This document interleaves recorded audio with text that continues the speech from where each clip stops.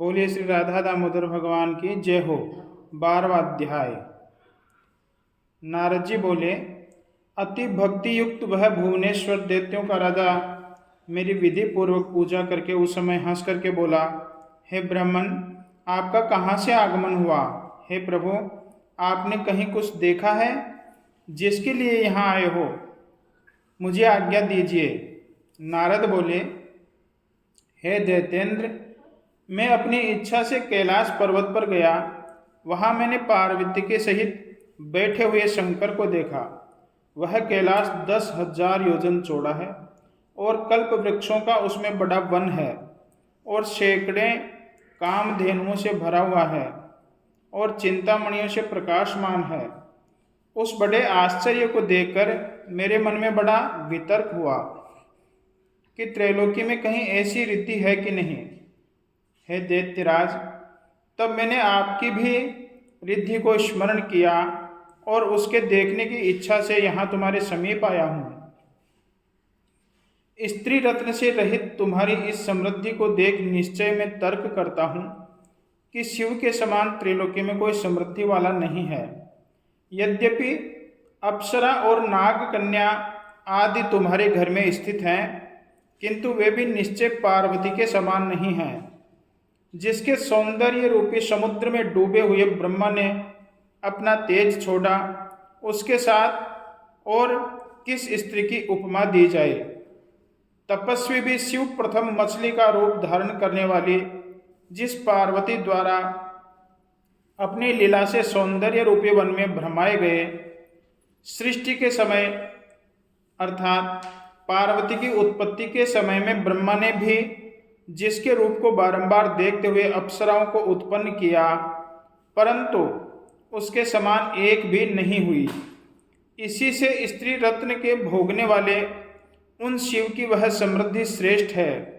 हे दैत्यराज, सब रत्नों के स्वामी जो तुम हो, उनकी समृद्धि वैसी अर्थात शिव जैसी नहीं है। ऐसे कहकर उससे पूछकर जब मैं वहां से चला गया, तब वह दैत्यों का राजा पार्वती के रूप श्रवण से काम ज्वर से पीड़ित हो गया। इसके उपरांत उसने विष्णु की माया से कुछ मोहित होकर के शिवजी के लिए सिंगिका का पुत्र जो राहु है उसको दूत बनाकर भेजा। राहु जो श्वेत वर्ण चंद्रमा का तेज है, उसके अपने शरीर की कालिमा से कृष्ण पक्ष के चंद्रमा के समान करता हुआ कैलाश गया।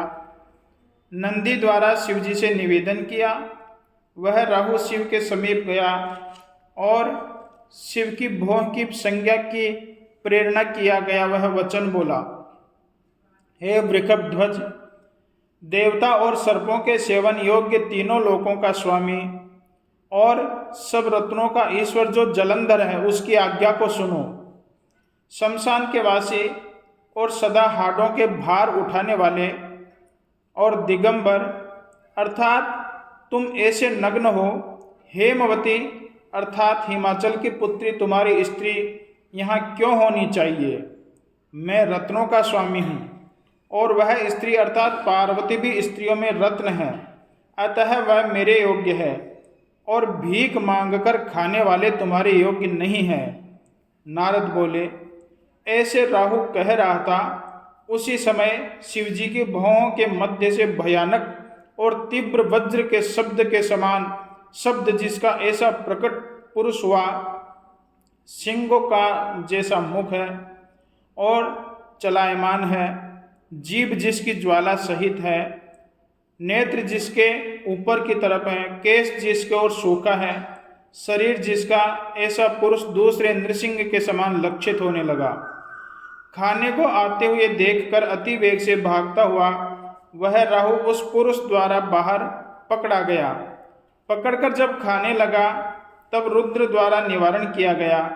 यह दूत पराये अधीन है, अतः यह मारने योग्य नहीं है, इसको छोड़ दो। इस वचन को वह पुरुष सुनकर राहु को आकाश में छोड़ दिया। फिर राहु को छोड़कर उस पुरुष ने शिवजी से प्रार्थना की, क्षुधा मुझको अत्यंत बाधा दे रही है, अर्थात मुझे बहुत भूख लग रही है और सब भांति में क्षुधा से दुर्बल हूँ। हे देवेश, क्या खाऊं? प्रभु मुझको आज्ञा दीजिए। भगवान शिव बोले, तू शीघ्र ही अपने हाथ पांव के मांस को भक्षण कर ले। शिव जी की आज्ञा पाकर वह पुरुष अपने हाथ पांव का मांस ऐसे खाने लगा कि केवल सिर ही शेष रह गया। उसका सिर मात्र शेष रहा देखकर उस समय अत्यंत प्रसन्न शिव विस्मय युक्त होकर उस भीमकर्मा पुरुष से बोले, हे कीर्तिमुख, तू सदा मेरे द्वार पर स्थित रहे। तब से कीर्तिमुख शिव के द्वार पर स्थित है। जो प्रथम कीर्तिमुख का पूजन नहीं करता है उसकी पूजा वृथा हो जाती है। इसलिए भगवान शिव की पूजन करने से पहले कीर्तिमुख की पूजन करनी चाहिए। उस पुरुष द्वारा छोड़े हुए राहु बर्बर स्थल में गिरा, इस कारण वह बर्बर हुआ। उसका नाम बर्बर पृथ्वी में प्रसिद्ध हुआ। उसके बाद लोक में आपको फिर उत्पन्न मानता हुआ राहु जाकर जलंधर से उस वृत्तांत को कहने लगा। 12वां अध्याय संपूर्ण हुआ।